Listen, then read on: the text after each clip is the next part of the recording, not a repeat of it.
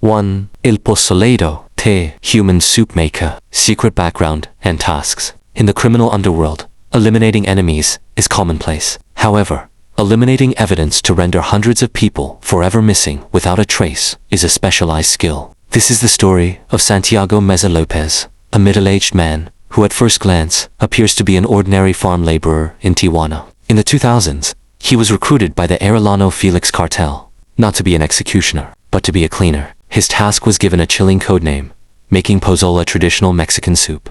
However, the main ingredient in Meza Lopez's soup was not ordinary meat, but human bodies. Chronology and method detail. In an isolated backyard, surrounded by high walls, Meza Lopez works every night. His methods are specific and cold. He prepared large iron barrels with a capacity of 200 liters. He filled the barrels with water, then mixed it with tons of sodium hydroxide, caustic soda, or concentrated acid. After the chemical solution boiled on a large gas stove, the bodies of the victims sent by the cartel were placed inside. Meza Lopez had to keep the fire burning 24 hours a day, occasionally stirring the contents of the vat with a long iron rod to ensure the chemical decomposition process was complete. By morning, all the victims' body tissue, muscles, and bones had disintegrated into a thick, organic sludge. He then dumped this liquid into secret sewers or empty fields nearby. Psychological side and horror impact. The most terrifying thing about El Pozolero wasn't just his methods, but his psychological state. When he was arrested in 2009,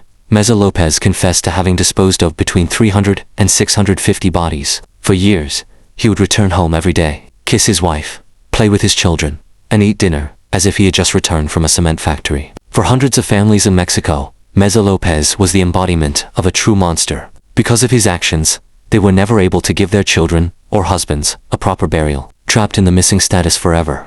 2.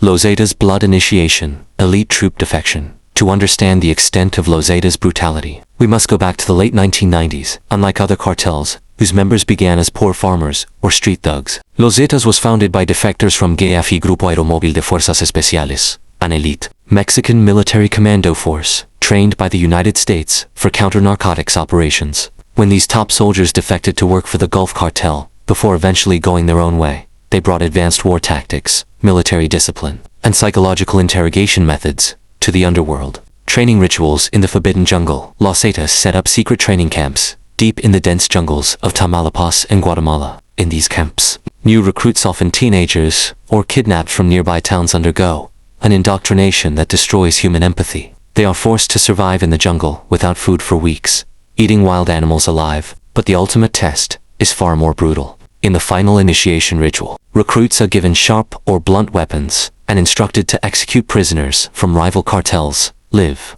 If the recruit hesitates, shows pity, or looks away, Los Zetas instructors, former soldiers, will shoot the recruit on the spot as a sign of failure. Impact on cartel wars. The goal of this horror training is to create a soulless killing machine.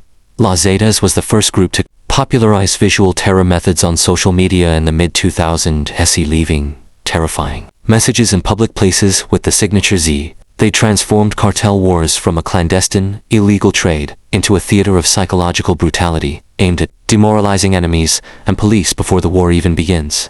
3. Ghost towns of Tamaulipas. An atmosphere of destruction. Imagine a small town that was once bustling with the sounds of children playing, bustling coffee shops, and tango music on the street corners, suddenly becoming eerily silent in a matter of days. In the state of Tamaulipas, which borders Texas, the phenomenon of ghost towns is a real one. Towns like Ciudad, Mir, and several villages on the outskirts of San Fernando have become victims of a brutal turf war between the Gulf Cartel and Los Zetas. Chronology of the mass exodus. The horror begins when an area is declared a red zone. Warring cartels will enter the city, set up illegal checkpoints at every entrance, and begin taking over homes by force to use as bases or strongholds. Local residents are faced with two extreme choices: work for the cartel, become spies or smugglers, or leave immediately with the clothes on their backs. Overnight, a mass exodus began.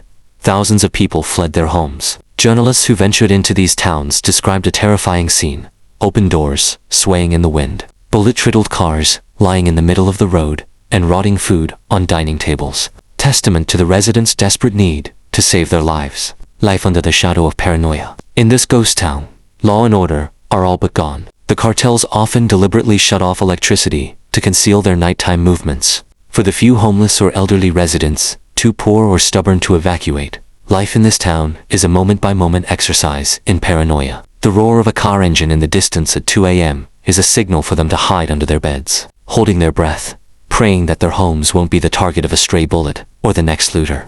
4.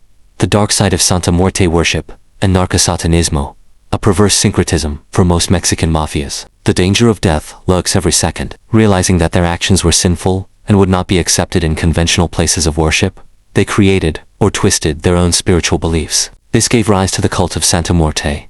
Santa Muerte, a skeletal figure of a robed woman wielding a scythe. While some ordinary citizens worshipped her for protection, in the hands of the cartels, this cult took on a much darker dimension. Extreme case: narcosatanismo, Adolfo Constanzo. To understand how far this mystical aspect controls the cartels, we must look at the history of the narcosatanismo sect in the late 1980s, led by Adolfo Constanzo in Matamoros. Constanzo was an occult practitioner who convinced drug lords at the time that he could provide bulletproof knowledge and make their business invisible to police radar. The prerequisite: ritual blood sacrifice. At a remote ranch called Rancho Santa Elena, the cult abducted random victims, including an American medical student named Mark Kilroy. These victims were slowly tortured, and their body parts, such as brains and hearts, were boiled in a large cauldron called the Gunga, along with animal blood and iron nails to create a protective potion. Psychological horror for victims and perpetrators. When police raided the ranch in 1989, they found mass graves and cauldrons still containing ritual remains. To this day, numerous Santa Muerte altars are found in modern cartel safe houses raided by the military. For cartel members, this ritual provides psychological justification. They feel that their atrocities are sanctioned by supernatural forces, eliminating both fear and guilt when executing their enemies. 5. Cerezo de Gomez Palacio Prison. The upside-down law, the irony of legal institutions.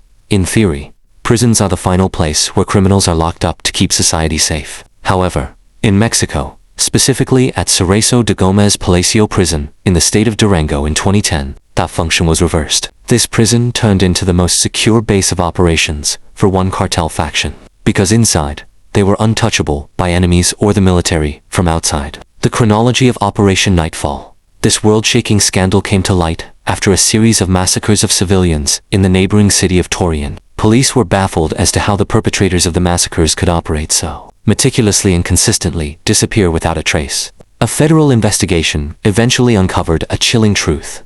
The prison director, Margarita Rojas Rodriguez, and several wardens were apparently under the complete control of the cartel boss languishing inside the prison. Every night, after curfew, the guards would open the cells of the cartel inmates. Not only were they free to party inside, but they also loaned them their service firearms and provided them with operational vehicles.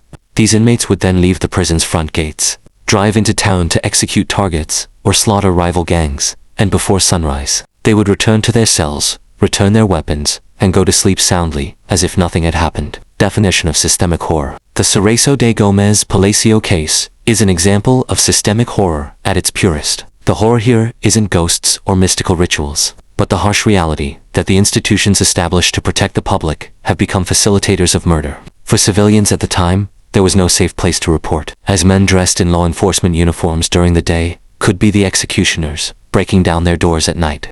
6.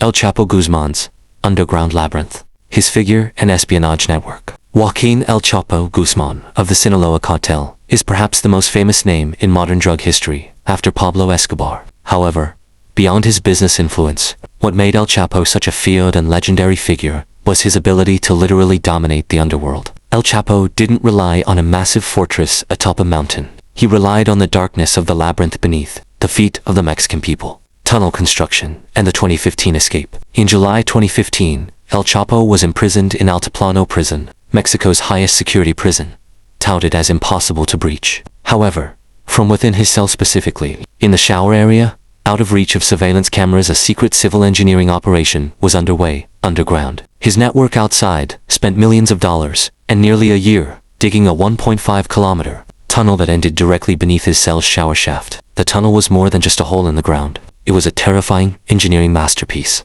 It was equipped with oxygen ventilation, pipes, streetlights, and a modified motorcycle running on metal rails to expedite his escape. When the clock struck shower time, El Chapo would enter the shower area, jump down a 10-meter deep vertical shaft, and disappear into the darkness of the underground labyrinth before the guards realized his disappearance.